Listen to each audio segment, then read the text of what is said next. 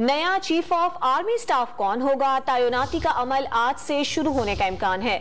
Don अखबार के मुताबिक जनरल कमर जावेद बाजवा की रिटायरमेंट 29 नवंबर को शेड्यूल है, लेकिन नए फौजी सरबराह का तकर्रुर 27 नवंबर को ही अमल में आ सकता है। वाज़ेह रहे कि 27 नवंबर एक सीनियर लेफ्टिनेंट जनरल की रिटायरमेंट की भी तारीख है। वजीर दिफा ख्वाजा आसिफ कह चुके हैं कि सिपाही सालार की तकर्रुरी का अमल मंगल या बुध को मुकम्मल हो जाएगा। रोजनामा डॉन के मुताबिक वजीर आजम हाउस के जराये ने भी तस्दीक की है कि तकर्रुरी की समरी 27 नवंबर से पहले इरसाल कर दी जाएगी। अखबार के मुताबिक हुकूमती हल्कों का यह भी दावा है कि हुकूमत, इत्तेहादी जमातें और एस्टैब्लिशमेंट के दरमियान इस ज़िम्न में मुशावरती अमल मुकम्मल हो चुका है और तीनों एक पेज पर हैं। वज़ीर आज़म शहबाज शरीफ के तर्जुमान फहाद हुसैन ने इन इतलाआत की नफी की है कि सदर मुमलिकत हुकूमत की भेजी गई समरी 25 रोज तक रोके जाने का इख्तियार इस्तेमाल कर सकेंगे।